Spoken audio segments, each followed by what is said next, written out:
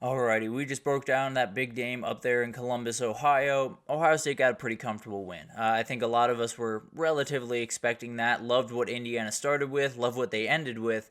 The in between was all Ohio State. So it's going to be interesting to see how that plays out in tomorrow's rankings. I do think Indiana is still pretty firmly in the field given all the stuff that happened here. The SEC went crazy. No doubt about that. We talked about it on Saturday. We said there are a lot of different spots in the SEC where teams could go down, and I broke down four of them.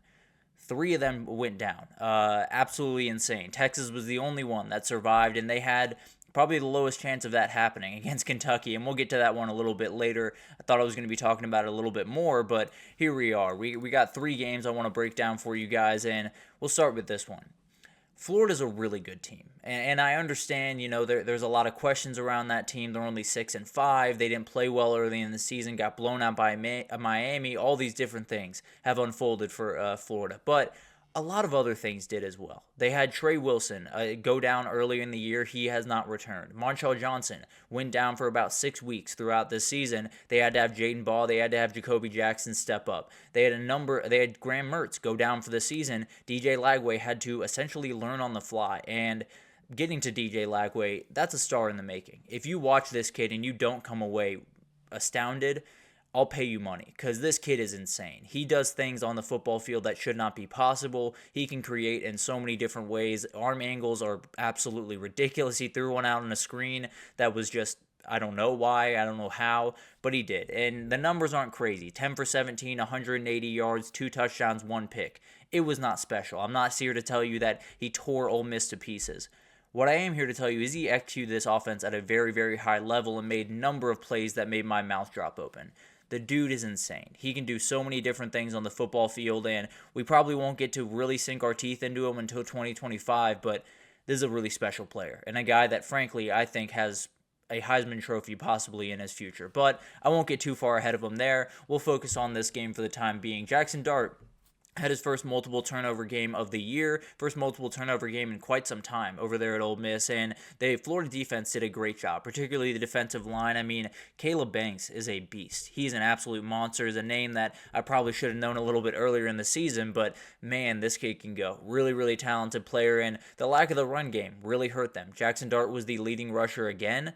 Was never going to be a way that they were going to be able to go the rest of the way unscathed, that they didn't have the run game they needed. He had 394 total yards, 2 touchdowns, and then those 2 picks, almost 3 at the end of the game. But at the end of the day, a lot was put on Jackson Dart's shoulders. He did not play his best game by any means, but when you have an offense that doesn't have a run game like that, you're going to have a quarterback that makes some mistakes. That's just kind of what happens. It comes with the territory. So it's one of those situations where Ole Miss was playing with fire with not having that run game, and it finally came back to bite him against a defense that was really coming to play. So the biggest thing for me, for the Florida offense at least, was Montrell Johnson came back. He was a huge piece for that team. He had 18 carries, 107 yards, and a score. He was one of those guys that you'd missed throughout really the majority of this season, and Jaden Ball was great, and Jacoby Jackson was great.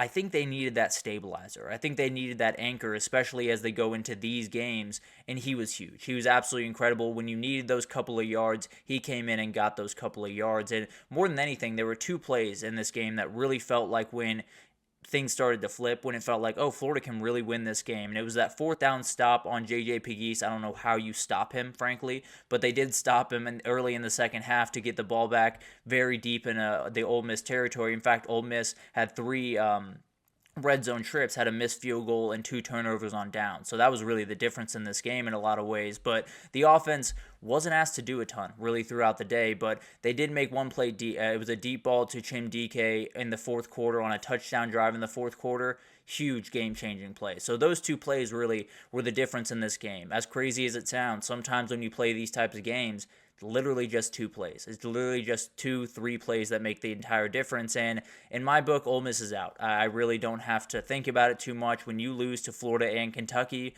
you probably deserve to be out of this thing. Now, chaos could happen, I suppose, but I do not see Ole Miss finding their way back in, and that gives you a big-time question. We'll start with Florida real quick. Where do you go from here?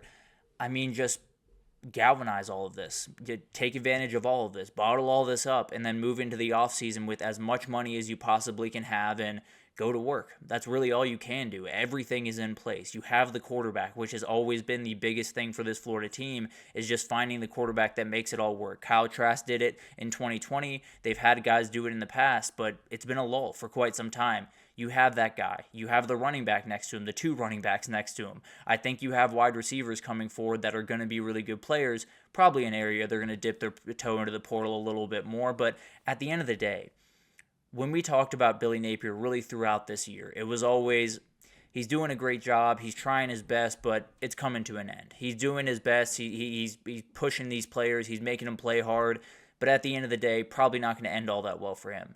He just beat LSU and Ole Miss in back-to-back weeks. He is totally safe, and this program turned from one that I would not want to touch with a 10-foot pole to one that I might just pick to win the SEC next year. As crazy as that sounds, we will obviously get to that in time, but at the end of the day, this is a very talented team, and if they utilize this offseason the right way, watch out for Florida in 2025.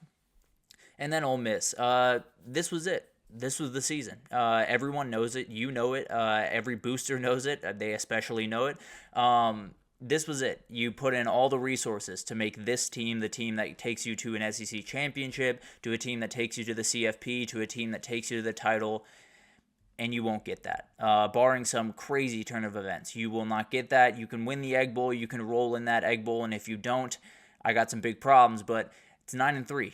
It's 9-3 again under Lane Kiffin at Ole Miss, and this one hurts maybe a little bit more than the other 9-3s do. So it's one of those situations where all you really can do is reset for next year, but there's going to be quite a bit of resetting to do, and quite a bit of other teams in the conference that are not quite resetting to the degree that they are. So we'll see what happens. Obviously a huge offseason ahead, but I don't know. It felt like this was the year for Ole Miss, and they fell on their face, and now you're looking around trying to figure out when the next year is going to be. But we'll see what happens. I still believe Lane Kiffin's a great coach. Still got a lot of things to figure out. But this one, I don't know. I've never seen anything like this. I'll be totally honest with you. I've seen Alabama get beat, and I've seen him get beat pretty recently. I haven't seen him get beat like this. I haven't seen him get just outright dragged down, knocked out like they did on Saturday. Oklahoma went to work in this one, and the issues on the road for Kalen DeBoer are not good. Obviously, they went on the road to LSU, so maybe it's not a road thing. Maybe it's just a week-by-week thing. Staying up to the pace and playing to the standard every week is not something that they're doing. But you lose to Vanderbilt, you lose to Tennessee, you lose to Oklahoma, and now your CFP hopes are totally tiny. And more than anything, I do want to give a really big shout-out to Brent Venables and Zach Alley. Brent Venables put together one of the better defensive game plans I've ever seen put together for Jalen Milroe. He is as elite of an athlete as you will ever see in the country. He can do so many different things with his legs, and he had nothing. He had nothing going. He had 7 yards on 15 carries on Saturday. It was domination. It's one of those things where you're finding more and more that Alabama offense is, hey, Jalen, go make all of the plays in the world, and we'll hope that we have enough points at the end of the day. That's not going to work against a team like Oklahoma. They have too many dudes. They're too well coached. They're too disciplined that you are not going to get that done. And for the Oklahoma defense in general, they only had 1 sack. They had 9 tackles for loss, and it's really hard to sack Jalen Milroe, to be totally fair. So they only had 1 sack, but they had 9 tackles for loss. They had 3 INTs. The big one was Kip Lewis playing a screen just absolutely perfectly and taking it back to the house to go up by 21 that they would not let go of.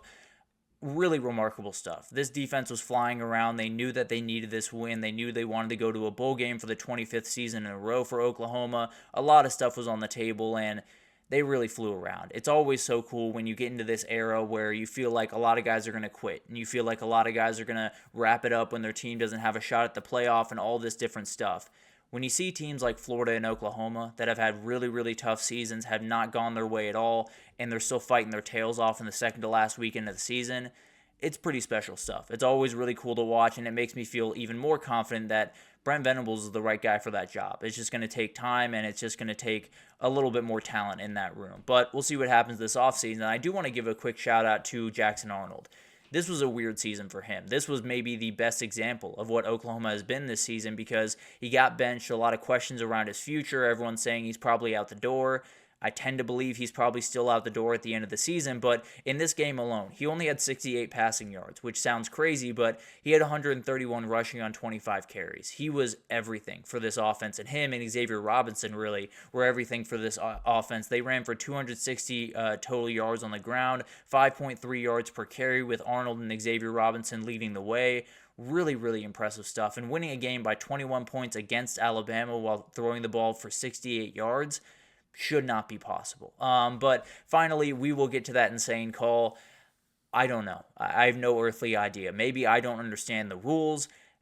From my point of view, that is totally legal. You are allowed to have a tight end and a wide receiver on ball on the same side of the ball as long as they're not another one on the other side. As far as I understand it, that's the way that it goes down. He was not covered. If that tight end caught the pass, then I would give you that. Then the tight end would have been covered. We would have to figure out he would not be eligible. He didn't catch the ball. So I have no earthly idea what they were looking at. I have no earthly idea what happened on that play. It absolutely should have been a touchdown, and it would have been a really cool one. Another really cool Ryan Williams touchdown. We actually got 2 taken away from us in this game. But at the end of the day, let's be totally honest. If that was the way that you were going to score, if that was the way that you're going to have to score the next 2 touchdowns to tie this game, you probably weren't winning this game. So I understand that one's very upsetting. It takes away the momentum. It changes the game in a lot of different ways. I still venture to believe that Oklahoma would have won this game at the end of the day, even if that one stood. But we'll see what it's obviously one up in the air, and Alabama fans will be fighting tooth and nail with me about that. But I do think if that's the way that you're going to have to score, it probably wasn't going to go all that pretty, to be totally honest with you. But for where they go from here, I think for Oklahoma, this is the one you needed more than anything else. This was a very, very ugly season. You keep the 25 straight bowl appearances alive. You get a lot of different things that just make your fans a little bit more happy. It was a very, very ugly year, no doubt about that, and I still think there's a lot of things there to like. They will make a new OC hire pretty soon. I've heard some noise around Ben Arbuckle over there at Washington State, heard some noise around some other guys, so we'll update you with that as it comes out, but I think they have the defensive coordinator in Zach Alley. I think they have a lot of the talent they need. Obviously, probably going to need to go get a quarterback and some wide receivers in the portal, so a lot of work to do, no doubt about that, but I feel pretty good that this is going to be a team that's going to ascend pretty aggressively in 2025. And then Alabama. This is just not a normal Alabama team. They're too reliant on Jalen Milroe making all of the plays. They very much lack defensive toughness that they've had in the past, and they have really little composure. In these really tough moments, it feels like they kind of shy away from it, then step up to it. And I don't think that's necessarily all on Kalen DeBoer. I don't think that's necessarily all on anyone in that building. What I will say is a little bit different. There's no doubt about that. And I will say also, just to kind of take a little bit of heat off Kalen DeBoer here, I think this was happening with Saban or without Saban. I'll be totally honest with you. I think the cracks started to show over the last couple of years with Saban, and it was very clear in this game that I don't think it would have been quite this bad. I will say that. I don't think it was going to be all that pretty, even if Nick Saban was the head coach. I still think Kalen DeBoer is the guy over there. I still think he's going to put together a very good product over the next 4 or 5 years. But this year is definitely tough, and you're on the outside looking in, and they actually have a weird path in, but I'd be surprised if they found their way back into this mix. So a tough loss for them and puts their season in a place that it hasn't been in quite some time, where they have 3 losses. But then we got to get to this one. Oh my goodness. This was a special one. I was literally jumping up and down in my basement because it was so much fun, because it was so crazy, because it was incredible in every way. But this one was wild. This was an absolute show, and I'll get to it first just to get this out of the way. Yes, the overtime rules are stupid. Let's just be totally honest with each other. The idea that it's a 2-point conversion off is just downright ridiculous. I did see Scott Van Pelt had an idea for it where just started at the 50. We're starting it at the 25, where you're rewarded for doing essentially nothing. You can still kick a field goal if you run for 0 yards on 3 straight plays. You can still kick a field goal and take the lead. I don't like that by any means. So I think starting at the 50 would be an interesting idea. It's kind of like if we start at the 25, it's almost like in baseball where they add a player on second in extra innings.